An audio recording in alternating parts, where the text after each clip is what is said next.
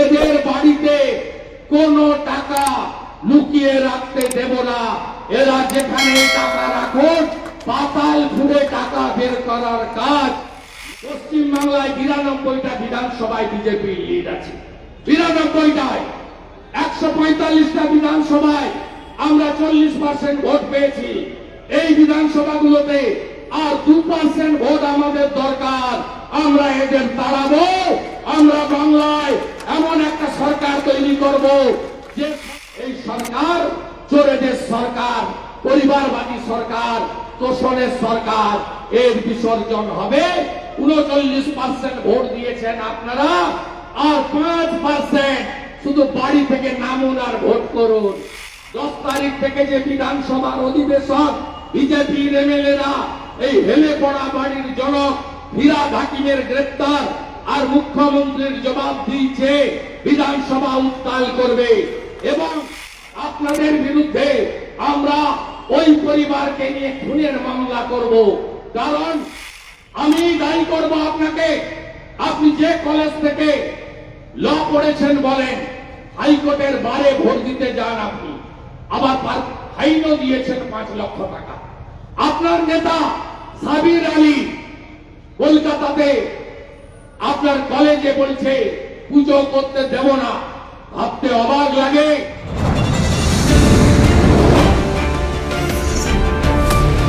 बांटेगा तो काटेगा, एक रहेगा तो नेक रहेगा। এটা বাংলাতে খুব দরকার। আমি ওই মায়ের মণ্ডপে গিয়েই আরতি করে এসেছি গাড়িতে। পশ্চিম বাংলায় পূজা করতে গেলে হাইকোর্টে যেতে হয়, গেরুয়া ধ্বজ নিয়ে বেড়ানো যায় না।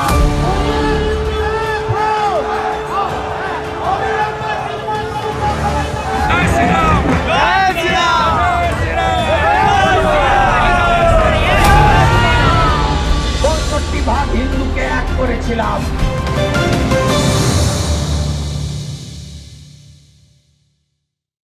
পরিযাবী দিবস উপলক্ষে সেখানে শ্রী শুভেন্দু অধিকারী মহাশয়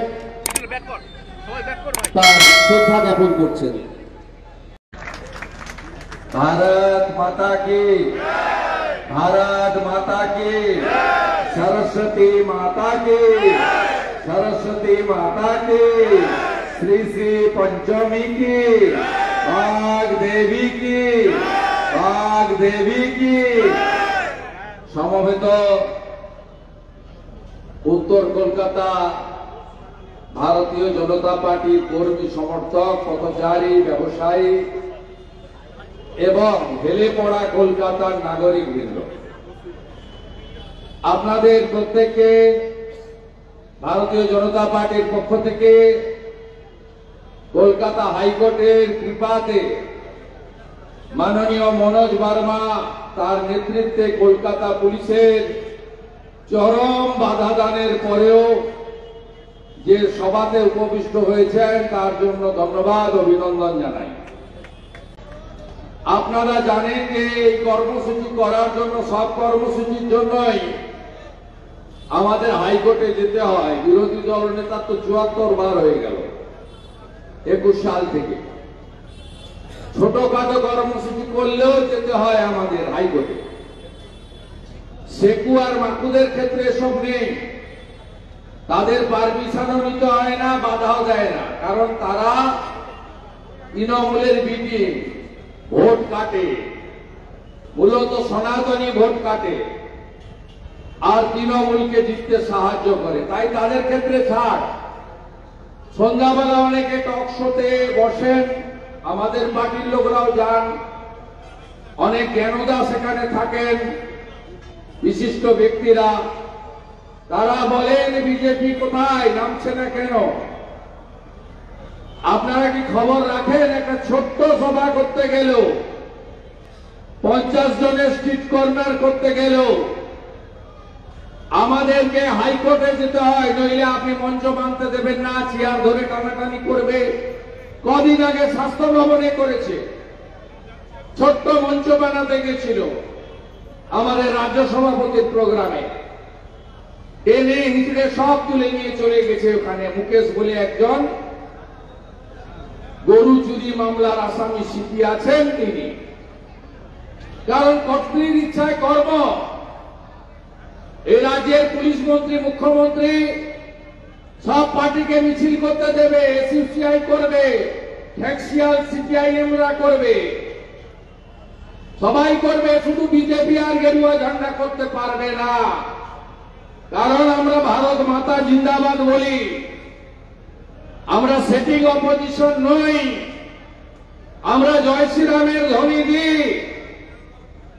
দেখলেন না বেলেঘাটাতে ধীরেন্দ্র গোস্বামী ভাগবত কথা করতে এসেছিলেন, তৃণমূলের লোকরা স্লিপ দিয়ে বলছে যে আপনি যা খুশি বলুন, ভারত মাতা কি জয় বলবেন না, গোমাতা কি জয় বলবেন না। কলকাতাটা কোন জায়গায় নিয়ে গেছে এরা।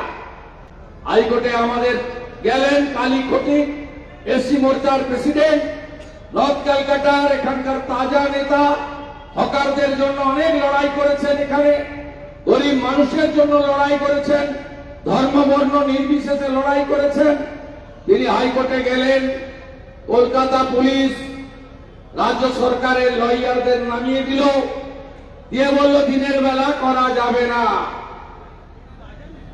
অর্ডার বেরোলো 6:30 থেকে সভা করবেন, 9টার আগে শেষ করবেন, 300-র বেশি চেয়ার দেবেন না। এমনকি এই যে লালবাড়ি, এখানে এখনো কিছু চোর বসে আছে হয়তো শোনার জন্য, কাঠমানিরা, যারা বলেন আমরা এতদিন শুনে এসেছি প্রাচীন বাড়ি, ঐতিহ্যের বাড়ি, রাজবাড়ি, রবি ঠাকুরের বাড়ি, স্বামীজির বাড়ি, শ্যামা প্রসাদের বাড়ি, নেতাজি সুভাষচন্দ্র বসুর কর্মক্ষেত্রের বাড়ি, আমরা শুনে এসেছি হেরিটেজ বিল্ডিং, আমরা শুনেছি দৃষ্টিনন্দন বিল্ডিং। কিন্তু আমরা এই প্রথমবার কলকাতার মহানগরিক ছাপ্পা মেরে চেতলা থেকে জেতা মুখ্যমন্ত্রীর আলালের দুলাল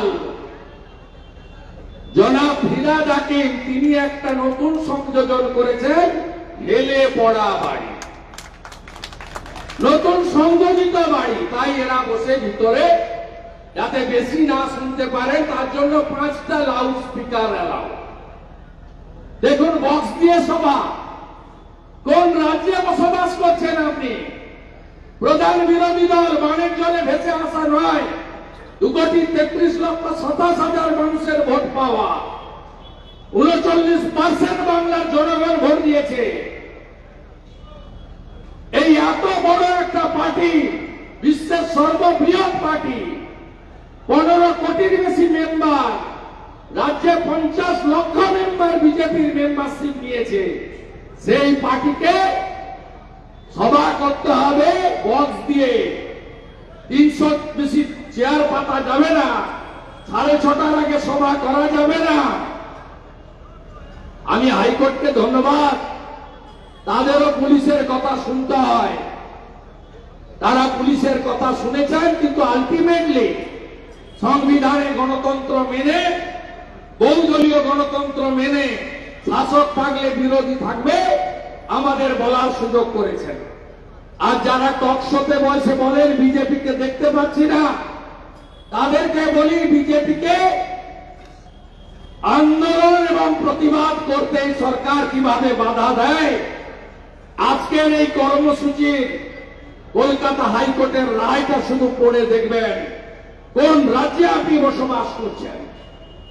আমি ধন্যবাদ জানাই তমগ্ন ঘোষকে, আমাদের এই জেলার প্রাক্তন সভাপতিরা আছেন, বর্ষিয়ান শিবাজি সিংহ রায়, আমাদের আইএফএর চেয়ারম্যান প্রাক্তন সভাপতি কল্যাণ চৌবে, আমাদের উমেশ রায় রাজ্যের সম্পাদক, বিশিষ্ট নেতৃত্ব, আমাদের জেলার জিএস, আমাদের কিষাণ ঝাওয়ারজি, আমাদের মধ্যে উপবিষ্ট আছেন কলকাতা কর্পোরেশন বিরোধী দল নেত্রী, 6 বারের কাউন্সিলর, যে মাকে, দিদিকে গত পুরো ভোটে 56 ভোটে সিপিএম কোনদিন সাহস পায়নি, অনাদি সাউরা কোনদিন সাহস পায়নি, সুধা সুধাংশুশীলরা কোনোদিন সাহস দেখায়নি দিদির গায়ে হাত দেওয়ার।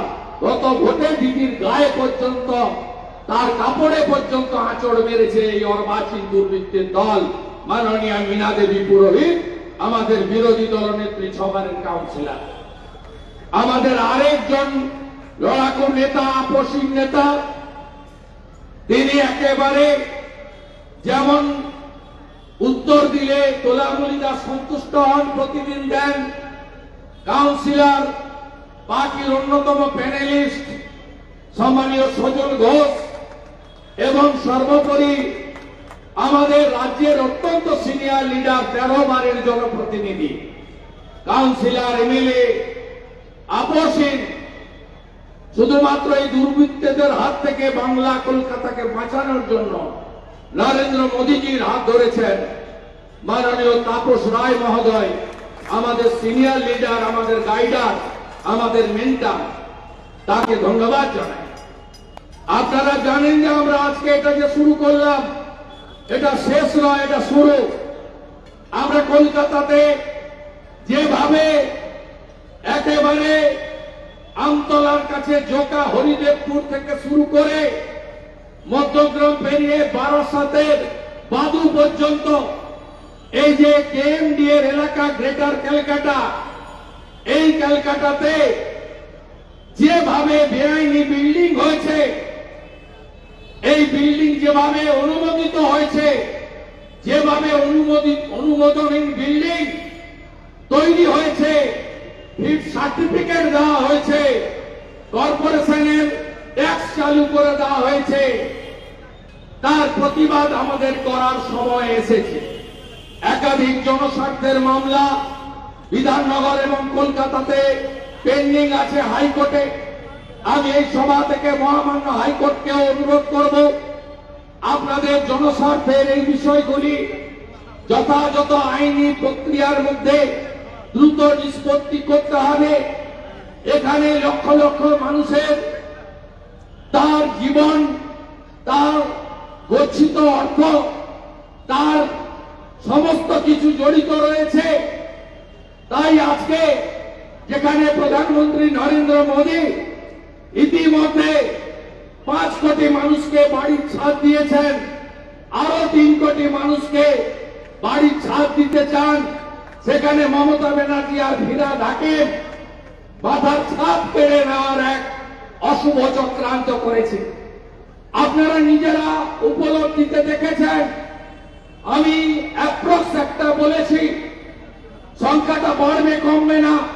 5000-এর বেশি পুকুর, নালা, ডোবা, জলাশয় ভরিয়ে দিয়ে অবৈধভাবে বাড়ি করা হয়েছে।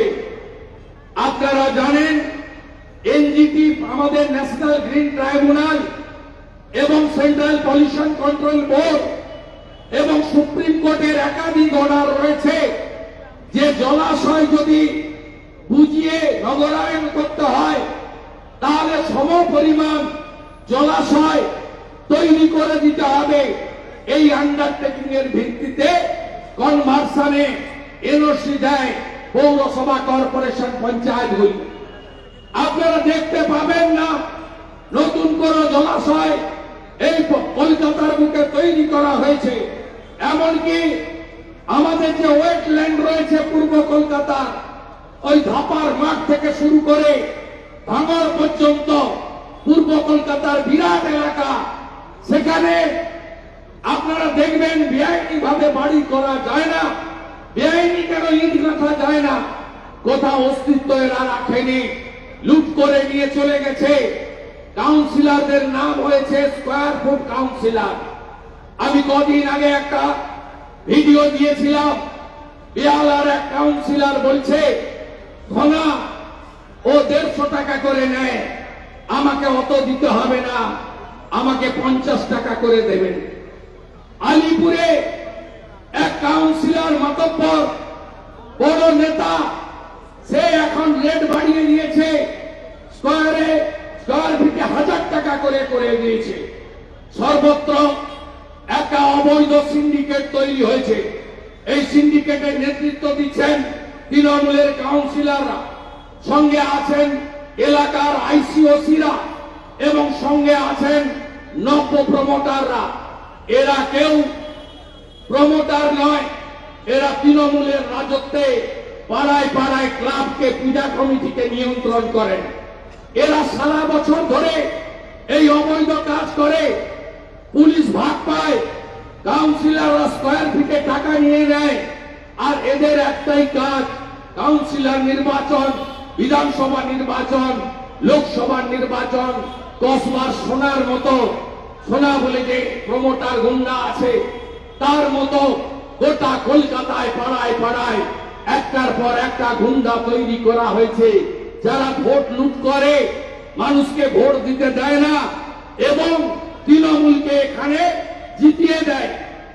আপনারা 2022 সালে ডিসেম্বর মাসে যখন কলকাতা কর্পোরেশনের ভোট হয়, রাজ্য পুলিশ কলকাতা পুলিশকে দিয়ে মাত্র 3টে আসন আমরা পেয়েছি।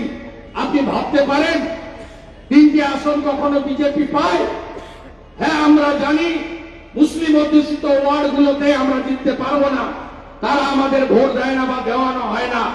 তাদেরকে আমাদের সম্পর্কে হিন্দুদের পার্টি বলে প্রচার করা হয়েছে, যদিও নরেন্দ্র মোদী তার সমস্ত স্কিম ভারতবাসীর জন্য করেন, কোন একটা পার্টিকুলার সম্প্রদায়ের জন্য করেন না। তবুও তাদের সেই ভুল কাটবে না যতক্ষণ না রাজ্যে বিজেপি সরকার আসছে।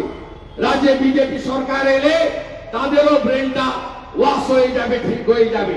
সেই ওয়ার্ড আমরা জিতবো না জানি, কিন্তু আমাদের যে সমর্থন আছে কলকাতার বুকে, তাতে আমরা 3টে ওয়ার্ড পেতে পারি না। আপনি 2022 ডিসেম্বর, 2024 সালে মে মাসে যে ভোট হলো লোকসভাতে, আমরা কত ওয়ার্ডে লিড করে আছি আপনি জানেন? আমরা কলকাতা কর্পোরেশনের 54টা ওয়ার্ডে বিজেপি লিড করে আছে, 54টা ওয়ার্ডে। এই উত্তর কলকাতায় 7টা ওয়ার্ড, তার মধ্যে 24টা ওয়ার্ডে তাপস রায় লিড পেয়েছে। শুনে রাখুন আপনারা, ব্যাপক সমর্থন আমাদের উপরে আছে। কিন্তু এই যে প্রমোটার, ডাকাত, যারা অবৈধ বাড়ি তৈরি করছে, তাদের সঙ্গে লোকাল পুলিশ, পুলিশ মানে সব পুলিশ নয়, নিচের তলার পুলিশ তো এদের বিরুদ্ধে। তারা ডিএ পায় না, ছুটি পায় না, রেশন বন্ধ হয়েছে, তাদের গণতান্ত্রিক অধিকার অ্যাসোসিয়েশন নন গেজেটেড পর্যন্ত কেড়ে নেওয়া হয়েছে। ওই যারা থানার ইনচার্জ, তাদেরকে বেছে বেছে পোস্টিং করা হয়। শান্তনু সিনহা বিশ্বাসরা তাদের তালিকা তৈরি করেন, ক্যামাক স্ট্রিট থেকে ভাইপোর অফিস থেকে সিলমোহর লাগানো হয়। তাদের দুটো কাজ, মাল তোলো, টাকা তোলো, পৌঁছে দাও ভাগ, আর দ্বিতীয় হচ্ছে ভোটের সময় গুন্ডাদের হাতে ছেড়ে দাও এলাকা। তাই আমাদেরকে পথসভা করতে গেলেও হাইকোর্টে আজকে যেতে হয়। আজকে আপনারা শুনে রাখুন, কলকাতাতে এখানে মেয়রের এক আত্মসহায়ক আছে যার নাম কালী। কিছুদিন আগে ক্যামাক স্ট্রিটে ভাইপোর অফিস থেকে যার নামে কমপ্লেন পাঠানো হয়েছিল, নবান্নর নির্দেশে ওই কমপ্লেনকে এফআইআর করা হয়নি, কারণ গৃহযুক্ত হয়ে যেত। ভাইপো বনাম মেয়র এই কালীবাবু, তিনি 2 হাতে টাকা তুলেছেন, এখনো তুলছেন সমানে। আপনারা জানেন তৃণমূল কংগ্রেস যারা মা মাটি মানুষের কথা বলে, যাদের নেত্রী নাকি তথাকথিত হওয়াই ছুটি পড়েন, টালির বাড়িতে থাকেন, এই পার্টি গত কয়েক বছরে 3টে বড় অফিস, 2টো কমপ্লিট আর একটা কমপ্লিট হওয়ার পথে। একটা আমাদের যে ঢালাই ব্রিজ আছে বেলেঘাটায় বাইপাস এর পাশে, সেখানে একটা অফিস তারা তৈরি করেছে। সেটাও খুব বড় অফিস, ভালো অফিস, অন্তত 30-40 কোটি টাকা দামের অফিস। আরেকটা অফিস তৈরি হয়েছে যেখানে মুখ্যমন্ত্রীর বাড়ির গলি কালীঘাট, সেই কালীঘাটে মাননীয় আইনজীবী সাংসদ কল্যাণ ব্যানার্জির যে বাড়ি আছে, তার সামনে একটি ফাঁকা জায়গা, বা হয়তো কেউ ছিল, যেমন চা দোকানিকে তুলে দিয়ে ওখানে ভাইপোর বিল্ডিং হয়েছে কালীঘাটে। আপনারা জানেন যে চা দোকানিকে মেরে তাড়িয়ে দেওয়া হয়েছে। হরিশ চ্যাটার্জি, হরিশ মুখার্জি স্ট্রিটে 38টা প্লটের মালিক হয়েছে। সমস্ত গরিব মানুষদেরকে উচ্ছেদ করে এরা সেখানে কল্যাণ বাবুর বাড়ির সামনের জায়গা দখল করে বা কিনে 4 কোটি টাকা দিয়ে একটা 3তলা পার্টি অফিস হয়েছে। সব টাকায় এই কর্পোরেশনে বেআইনি বিল্ডিং পুকুর বোঝানোর বিনিময়ে যে টাকা যাচ্ছে কালী বাবুর মাধ্যমে সেই টাকাতে। থার্ড যেটা জাভেদ খান বাবু আর তার ছেলে মিলে কসবা তিনজলা, যেখানে কিছুদিন আগে গুলশান বস্তির ছবি আপনারা দেখেছিলেন, 1,98,000 লোক থাকে, 3,500 ভোটার, সব রোহিঙ্গা মুসলমানদেরকে মায়ানমার থেকে বাংলাদেশ হয়ে গোসাবা দিয়ে উঠে যেখানে ফেন্সিং নেই সেদিক থেকে এসে তারা দখল করে নিয়েছে পুরো এলাকা। সেখানে তিনজলাতে তপসিয়াতে জাভেদ বাবুর দয়ায় একটা পার্টি অফিস ছিল। গৌতম বসু বেঁচে ছিলেন তখন, তিনি দায়িত্বে ছিলেন, পরে মারা যান তিনি জল ডুবেতে, বন্যাতে ভেসে গিয়ে। সেই অফিসটাকে ভেঙে দিয়ে একটা বিরাট প্রাসাদোপম বাড়ি তৈরি করা হয়েছে, 7তলা বিল্ডিং বাইপাসের পাশে। এত বড় আপনি জেডব্লিউ ম্যারিয়ট, আইটিসি সোনার বাংলা, তাজ হোটেলের সঙ্গে কম্পেয়ার করতে পারেন। এত বড় বিল্ডিং সেখানে তৈরি করেছে তৃণমূল, যা উদ্বোধন হওয়ার অপেক্ষায়। সেই বিল্ডিং এ 200 কোটি টাকা খরচ হয়েছে, আর সেই টাকা কলকাতার প্রমোটাররা দিয়েছে। কালীবাবু সংগ্রহ করে ওখানকার ঠিকাদার এজেন্সির হাতে টাকা তুলে দেওয়া হয়েছে। এ তো গেল পার্টির টাকা। এর বাইরেও আপনারা দেখেছেন গার্ডেন রিচ কাণ্ডে অভিযুক্ত যিনি শামস ইকবাল, তিনি একটা ভিখারি ছিলেন, তার ফাটা পায়জামা পরতেন, তার ভাঙা মোটর সাইকেলও ছিল না, স্কুটি করে তার এবং তার বাবা ঘুরতেন। তিনি এখন 3টে গাড়ির মালিক, পেজোরো গাড়ির মালিক, যত রকম বিদেশি গাড়ি আছে তার মালিক। তিনি নমিনেশন ফাইল করতে গেছিলেন কর্পোরেশনের, 4 কোটি টাকার গাড়ি চড়ে, আর এখানে ওডি গাড়ি চড়ে কর্পোরেশনের মাসিক মিটিং এ আসেন। এই হলো কলকাতার আসল চিত্র। তাই বাড়ি হেলবে, বাড়ি পড়বে। গার্ডেন রিচে যে মুসলিম ভোটে মমতা ব্যানার্জি মুখ্যমন্ত্রী 12 জন মুসলমানকে গরিবকে চাপা দিয়েছে, বাড়ি ভেঙে মারা গেছে তারা। তারা কোথায় আছে, তাদের পরিবার ক্ষতিপূরণ পেয়েছে কিনা কেউ জানে না। আর কপাল ভালো যে আমাদের যাদবপুরে হেলে পড়া বাড়ি পাশের বাড়িতে গিয়ে ঠেকে গেছিল, নইলে সেখানেও অনেক মানুষ প্রাণ দিত। তারপর থেকে জনগণ সচেতন হন, এলাকার মানুষ সচেতন হন, মিডিয়া টক শো শুরু করে, মিডিয়া বুম ক্যামেরা নিয়ে ঘোরাঘুরি করে, সোশ্যাল মিডিয়া ইউটিউবাররা সত্য সামনে আনতে শুরু করেন, ভারতীয় জনতা পার্টির লোকেরা সক্রিয় হয়। একাধিক হেলে পড়া বাড়ির চিত্র গোটা কলকাতায় সামনে এসেছে। আমরা বিজেপি প্রধান বিরোধী দল, আমরা চুপ করে থাকতে পারি না। 10 তারিখ থেকে যে বিধানসভার অধিবেশন, বিজেপির এমএলএরা এই হেলে পড়া বাড়ির জনক ফিরাদ হাকিমের গ্রেফতার আর মুখ্যমন্ত্রীর জবাব দিয়েছে, বিধানসভা উত্তাল করবে। এবং মাধ্যমিক পরীক্ষার আগে কলকাতা উত্তর দক্ষিণ যাদবপুর সাংগঠনিক জেলা ভারতীয় জনতা পার্টি বড় কর্মসূচি নিচ্ছে। কর্পোরেশনের জন্য অনুমত দিন আর নাই দিন আমরা কর্মসূচি নেব, আমরা মানুষকে নিয়ে রাস্তায় নামবো। আজকের এই কর্মসূচিতে আমাদের প্রধান দাবি যে রুরকির মতো আইআইটি কে দিয়ে কলকাতার সব বাড়ি অডিট করানো হোক। রুরকির মতো যে নামী সমস্ত আইআইটি আছে তাদের দিয়ে, বা রাইটসের মতো ইন্টারন্যাশনাল সংগঠনকে দিয়ে কলকাতার সমস্ত বাড়ি অডিট এবং সয়েল টেস্টিং করানো হোক। এটা আমাদের বিজেপির প্রধান দাবি। দ্বিতীয় দাবি, কলকাতাতে বিশেষ করে বিধাননগর বা অন্যান্য জায়গায় হাউসিং ডিপার্টমেন্টে শয়ে শয়ে হাজারে হাজারে ফ্ল্যাট আছে। তারা আছেন ওখানে তৃণমূলের ব্লকের নেতা, জেলার নেতা, প্রাক্তন এমএলএ, বর্তমান এমপি, প্রাক্তন এমপি, অন্তত 300 তৃণমূল নেতাকে ফিরহাদ হাকিমরা হাত দিয়ে রেখেছেন। আমরা দাবি করছি এদেরকে ঘাড় ধাক্কা দিয়ে আপনারা বের করে যে সমস্ত হেলে পড়া বাড়ির বাসিন্দা আছেন আগে তাদেরকে সরকারি ফ্ল্যাট দিবেন, তারপরে ওদেরকে বাড়ি ভাঙার কথা বলবেন। আমরা সমস্ত বঞ্চিত সমস্ত প্রতারিত লোকের সঙ্গে আছি। অধিকাংশ বাড়ির মালিক মধ্যবিত্ত নিম্নবিত্ত, তাদের জমানো পুঁজি এবং ইএমআই করে তারা এই সমস্ত ফ্ল্যাট কিনেছেন উচ্চ মূল্যে। তাদেরকে অর্থনৈতিক ভাবে শেষ করে তাদেরকে উদ্বাস্তু বানাতে দেব না। তাদেরকে পলিথিন দিয়ে বগলার চালা টিনের চালা বলে তাদেরকে রাখতে দেব না।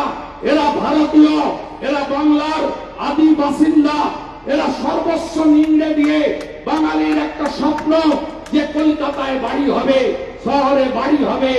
আপনারা আগে সরকারি ফ্ল্যাট থেকে চোর তৃণমূলের নেতাদের ঘাড় ধরে বের করে এদেরকে ফ্ল্যাট অ্যালট করবেন, তারপরে ফিরহাদ হাকিম আর সিপি কলকাতা পুলিশ পাঠিয়ে মাইকিং করবেন, বেরিয়ে আসুন, বাড়ি ভাঙবো, বাড়ি বিপজ্জনক। এর মধ্যে যদি সেলাইন কাণ্ডের মতো একজনও মারা যায়, আপনাদের বিরুদ্ধে আমরা ওই পরিবারকে নিয়ে খুনের মামলা করব। কারণ আপনারা দায়িত্ব এড়িয়ে যেতে পারেন না। আপনারা সাংবিধানিক ভাবে দায়িত্ব পেয়েছেন, আপনারা দায়বদ্ধ কলকাতার এই হেলে পড়া বাড়ি থেকে, আতঙ্ক থেকে মানুষকে বিপদ থেকে মুক্তি দেওয়ার জন্য। তাই আগামী দিনে আমাদের আন্দোলন চলবে। আগামীকাল থেকে 2-3 দিন সরস্বতী পুজোর আলাদা পরিবেশ হবে। সরস্বতী পুজো আমাদের শুধু হিন্দুদের ধর্মীয় উৎসব নয়, শিক্ষার দেবী বাগ দেবীর আরাধনা। এটা শত শত বছর ধরে শ্বেত শুক্র দেবীর এই যে আরাধনা, ওই দিন নতুন ছোট ছোট বাচ্চারা, শিশুরা যারা সবে স্কুলে যাবে, হাতে খড়ি দেওয়া থেকে শুরু করে সমস্ত জায়গায় একটা উৎসবের পরিবেশ, সেই পরিবেশ আমরা পালন করব। আমরা আগেই বলেছিলাম 26 সালে এই সরকার যদি পুনর্বার আসে তাহলে বাংলাদেশের থেকে অবস্থা খারাপ হবে। 21 সালে যেদিন ভারতবর্ষের প্রাক্তন বিজেপি সভাপতি স্বরাষ্ট্রমন্ত্রী বলেছিলেন দুর্গাপূজার বিসর্জন করতে হাইকোর্টে যেতে হয়, সরস্বতী পুজো স্কুলে করতে দেয় না, সেদিন মমতা ব্যানার্জি ডায়মন্ড হারবারের আমতলার পৈলানে গিয়ে কয়েকদিন পরে বলেছিলেন ইয়া ভি সরস্বতী পূজা নেই হতা হয়। তার যে সুললিত হিন্দি ভাষা, যে হিন্দি শুনলে আপনারা সব উন্মাদ হয়ে যাবেন, সেই হিন্দিতে তিনি বলেছিলেন যে এরা সরস্বতী পুজো সম্পর্কে জানে না, তাই মিথ্যে কথা বলছি। তিনি সরস্বতী মন্ত্র শুনিয়েছিলেন, কুচভূষ সুশীত বীণা রঞ্জিত, এত ভুলে ভরা, হাসতে হাসতে পেটে খিল, একদম আপনি সেই তার শ্লোক শুনলে আজকে মাননীয়া কি বলবেন হরিণঘাটার নগর উঠরা। আমি তৃণমূলকে দায়ী করব এই কারণে, কারণ সেখানে হেডমাস্টার মশাইকে যে আক্রমণ করেছে তিনি সাধারণ লোক নন, তৃণমূলের বুথ সভাপতি জাকির শেখ। আমি দায়ী করব আপনাকে। আপনি যে কলেজ থেকে ল পড়েছেন বলেন, হাইকোর্টের বারে ভোট দিতে যান, আপনি আবার ফাইনও দিয়েছেন 5 লক্ষ টাকা। আপনার নেতা সাবির আলী কলকাতাতে আপনার কলেজে বলছে পুজো করতে দেব না। ভাবতে অবাক লাগে, বাংলাদেশে কয়েকদিন আগে দুর্গাপুজো বা অন্যান্য পুজোতে আমরা দেখেছি army, Bangladesh police, BGB, answer বাহিনীর সদস্যরা তারা ঘিরে রেখে পুজো করিয়েছেন। আজকে অবাক লাগে, কলকাতাতে একটা বড় কলেজ, 3টে স্ট্রিম রয়েছে, সেখানে ডিসি পদমর্যাদার একজন অফিসারের নেতৃত্বে সরস্বতী ঠাকুরকে পাহারা দেওয়া হবে আর পুজো হবে। ভাবতে কষ্ট হয়, লজ্জা হয়। আর হরিণঘাটায় তো এখন অব্দি হেডমাস্টারকে খুঁজেই পাওয়া যাচ্ছে না, হাওয়া করে দিয়েছে হেডমাস্টারকে। তাই জাগুন আপনারা। এই জিনিস তো ছিল না, যে যার ধর্ম পালন করতেন, এই জিনিস তো আমরা আগে দেখিনি। আমি তো 87-88 সাল থেকে ছাত্র রাজনীতি করি, 95 সালের কাউন্সিলর, 2006-এর এমএলএ। বিরোধ ছিল আগের সরকারগুলোর সঙ্গে, তো কখনো দেখিনি যে দুর্গা ঠাকুরের বিসর্জন কবে হবে, মহরমের শোভাযাত্রা কোন দিক দিয়ে যাবে, এগুলো সরকার রাজনৈতিক দলরা ঠিক করে। কোন এরা তো উৎসব পালনের কমিটি ঠিক করে। এইভাবে বিদ্যালয়ে, কলেজে, ইউনিভার্সিটিতে সরস্বতী পুজোকে কেবলমাত্র হিন্দুদের পুজো বলে দাগিয়ে দেওয়া, এই জিনিস তো কোনোদিন শুনে এই প্রথম দেখছি। জাগো কলকাতা জাগো, জাগো বাংলা জাগো, জাগো সনাতনীরা জাগো। আমাদের স্বামী বিবেকানন্দ শিখিয়েছেন, নিজ ধর্মে আস্থা রাখো, অপর ধর্মে শ্রদ্ধা করো। আমার ধর্ম আক্রান্ত হলে আমার বলার অধিকার আছে, আমার প্রতিবাদ করার অধিকার আছে, আমি করব এবং আমরা ঐক্যবদ্ধ হব। এই সরকার চোরেদের সরকার, পরিবারবাদী সরকার, তোষণের সরকার, এর বিসর্জন হবে। 39% ভোট দিয়েছেন আপনারা, আর 5% শুধু বাড়ি থেকে নামুন আর ভোট করুন। মহারাষ্ট্রে 19 সালে 61% ভোট পড়েছিল, আমরা 102টা সিট পেয়েছিলাম।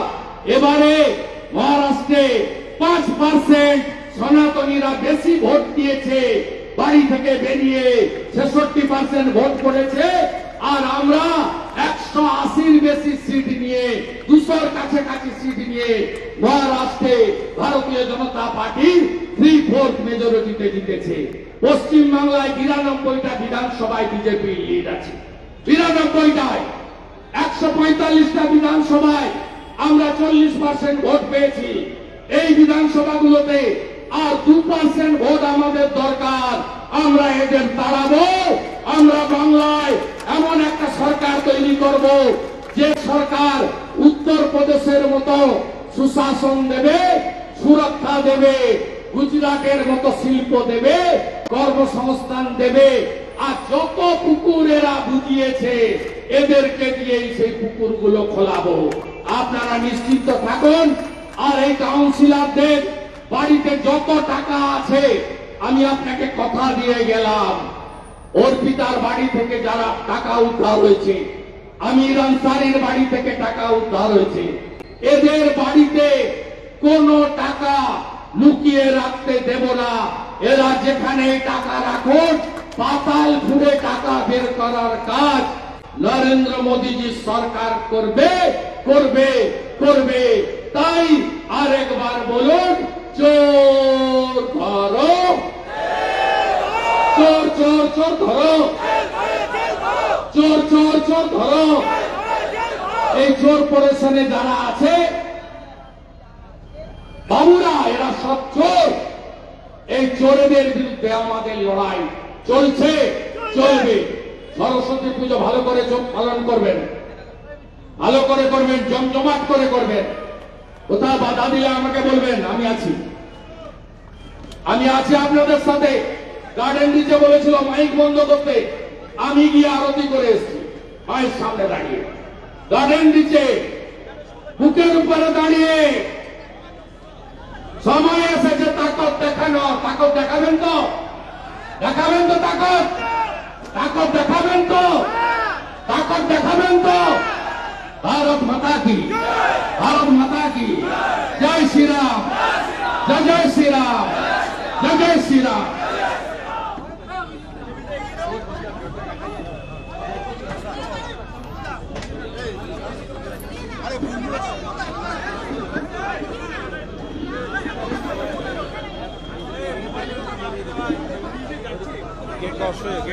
गेट ब्लॉक हो जाएगा। ना तार है, तार है।